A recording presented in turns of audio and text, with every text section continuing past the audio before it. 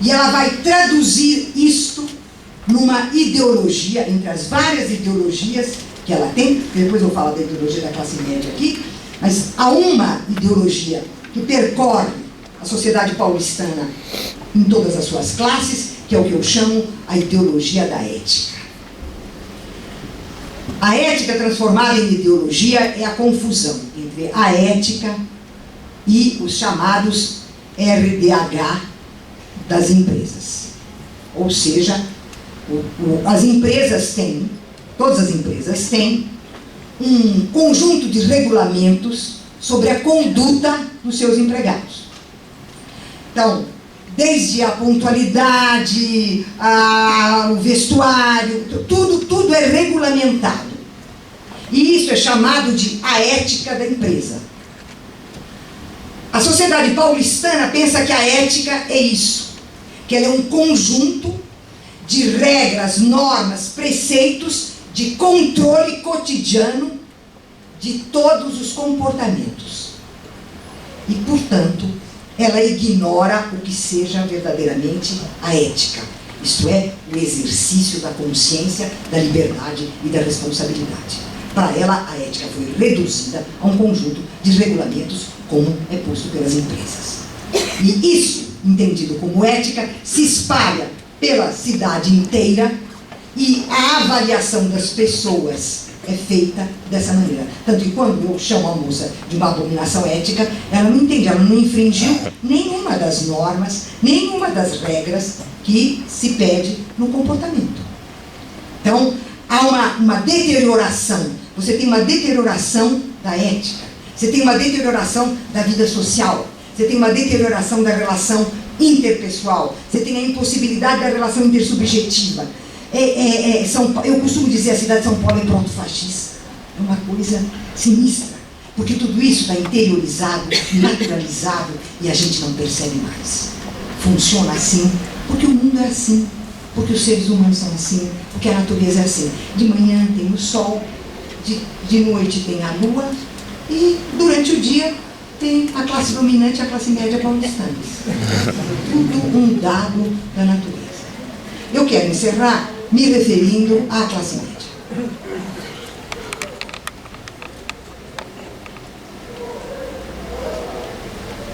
Eu acho que o André tem razão quando ele lembra que, por um momento, no plano da cultura, há uma parte da classe média de São Paulo foi progressista. Mas isso foi um instante fugaz. E isso se deveu, eu concordo com o André, se deveu demais ao fato de que a Igreja Católica ia nessa direção, né? As comunidades eclesiais de base, com os movimentos sociais. Mas, via de regra, a classe média paulistana é não só conservadora, ela é reacionária, frequentemente ela é proto-fascista. Ela esteve no doe ouro para São Paulo. A classe dominante de São Paulo não deu ouro nenhum para a Revolução de 30. A classe média deu tudo que tinha, o que tinha e o que não tinha. Ela deu o ouro para a Revolução. Ela esteve na marcha com a família, com a tradição, a família, a propriedade. E ela fazia em casa, nas casas, ela rezava o terço contra o comunismo. E ela sustentou os grupos de CCC, os comandos de caça aos comunistas. Então, é essa classe média de ontem que é a classe média de hoje, com todos os aparatos que o neoliberalismo trouxe para ela. Mas tem mais duas coisas que são importantes no caso da classe média. A classe média de ontem, como ela se tornou o suporte, o sustentáculo socioideológico da ditadura, ela foi recompensada. A recompensa que foi dada a ela foi a expansão do ensino superior na forma da massificação. A massificação do ensino superior foi feita para realizar a aspiração máxima dessa classe média, que é o diploma.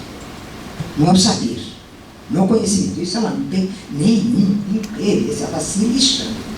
Ela quer o diploma, porque ela opera com os signos de prestígio. Por quê?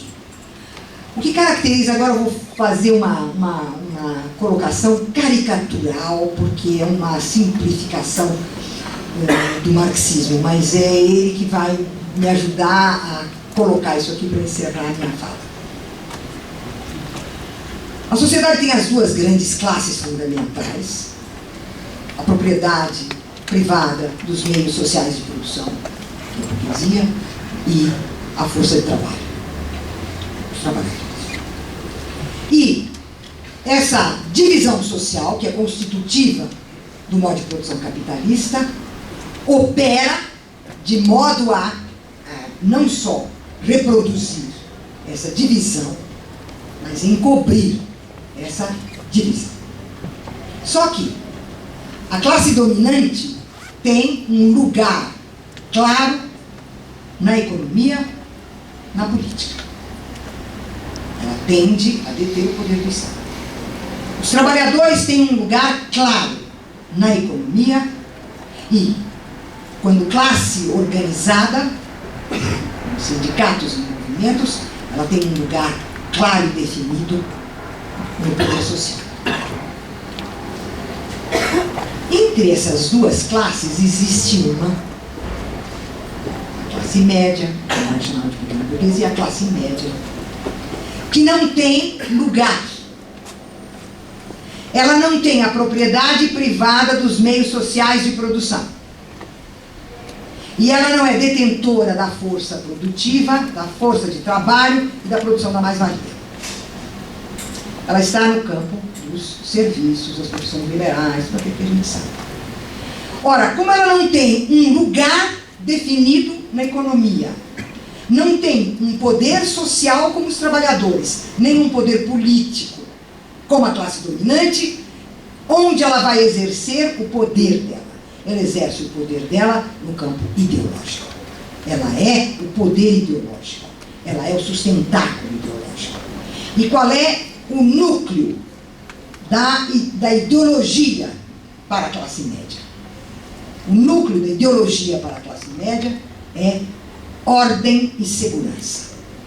Ela é conservadora, ela é reacionária pelo lugar que ela ocupa na sociedade, na economia e na política. Ela ocupa esse lugar no qual a noção de ordem e segurança são os imperativos fundamentais. Por quê? Porque a classe média tem um sonho. Ela sonha que, com muito esforço, se toda a família levantar cedo, todo dia, todo mundo trabalhar bastante, economizar, puser na poupança, souber investir direitinho nas coisas que o Santander fala, coisa, vai ficar burguesa. É burra.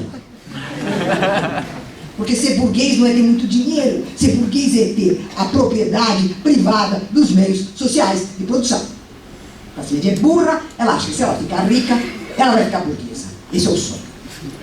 E ela tem um pesadelo. O pesadelo dela é a proletarização. É se tornar membro da classe trabalhadora. Ora, os programas sociais dos últimos 10 anos no Brasil balançaram a cabeça da classe média. Porque ela viu subir. Ir para aeroporto. Gente que outro dia ela tinha visto de sandália havaiana lá pertinho da favela. Tem uns carinhas que estão na faculdade. Então ela entrou em pânico. Ela está completamente em pânico.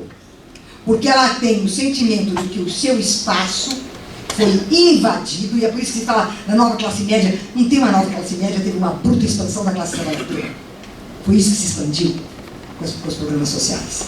Um equívoco achar que foi a classe média que se expandiu. Como diz o André, 10% dos 32 milhões. Se tanto. Então, o que ela se sente ela se sente completamente ameaçada. Por quê? O poder do Estado, infelizmente, por enquanto, não está totalmente nas mãos da burguesia. A burguesia está lá, mas não totalmente. E o poder social não está nas mãos da classe média. Então, ela se sente ameaçada, acuada e pondo em risco, como se o mundo tivesse posto em risco todos os seus valores. Eu vou terminar com mais um caos, porque aí fica claro para vocês. Há mais ou menos uns 2 anos, minha cunhada, minha santa cunhada, todo mundo tem cunhada, né? Minha santa cunhada telefonou para mim. Marilena, você não sabe. Eu falei, o que foi, Maria? Você não avalia. O Lula, através do ministro da Educação, Fernando Haddad, acaba de introduzir o racismo no Brasil.